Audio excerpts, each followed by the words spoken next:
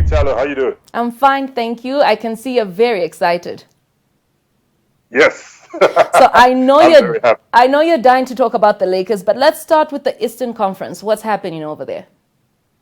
Well, the Eastern Conference Finals we've got in the early hours of Saturday morning. They're playing Game 5. This is a decider, Talo.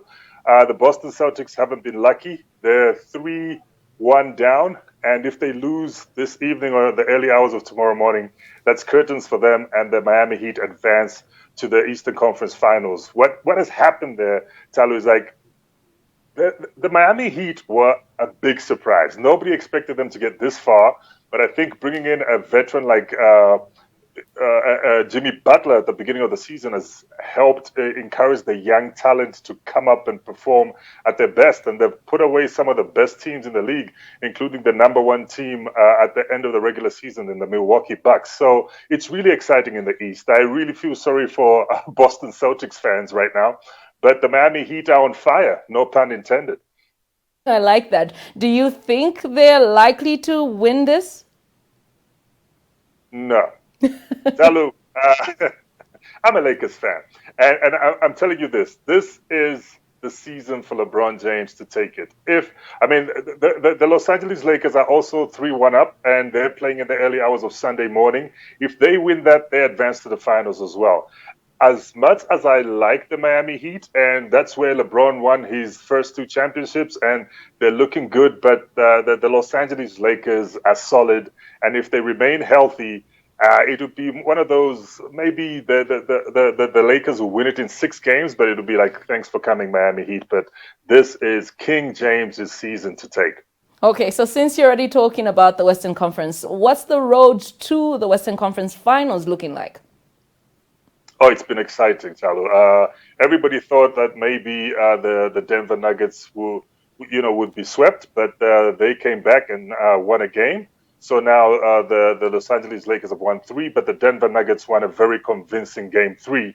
Although in the early hours of this morning they lost game 4, they were also close to either forcing an overtime or winning that game. But I think the Los Angeles Lakers just had enough in their tank to push over and make sure they got the advantage in that game. But it's exciting, Tyler. These Denver Nuggets guys also very underrated.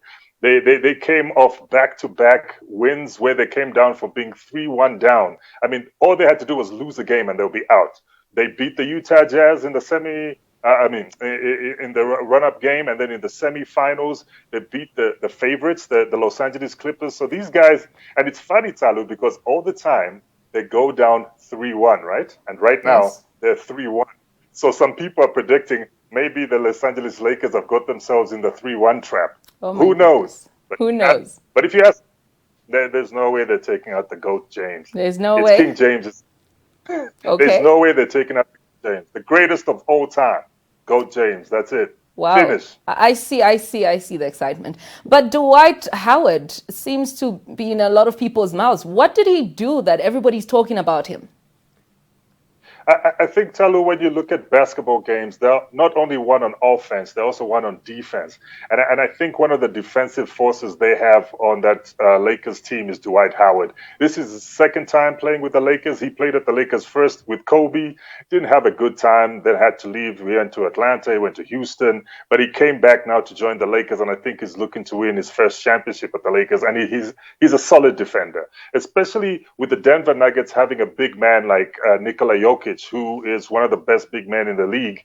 You need somebody like Dwight Howard to defend such a player. And I think last night he proved why they took him back to the Lakers. And he was great defensively. He put up some great baskets. He played some impressive minutes. And that's why people are talking about him. And especially, I think they're kind of getting tired of talking about LeBron, talking about Anthony Davis. And there comes Dwight Howard putting up some impressive minutes. And I think that's why everybody's talking about him, because he was great on that hardwood, Talo.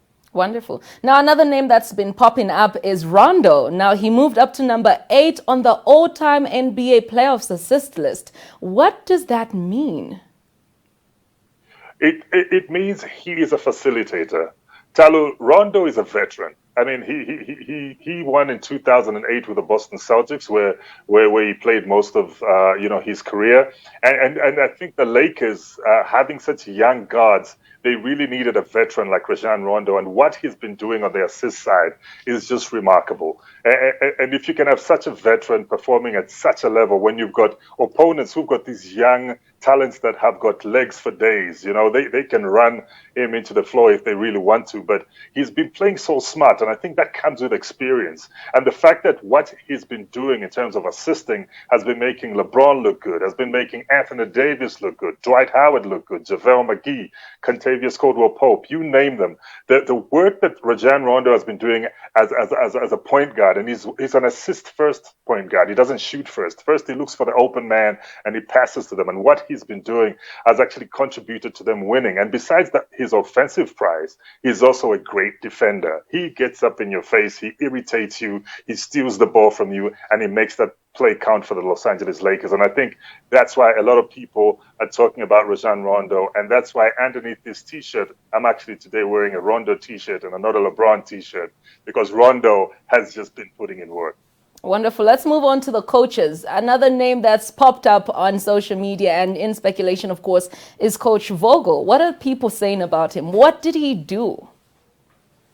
I think Coach Vogel, Talo, people were expecting him to struggle this season.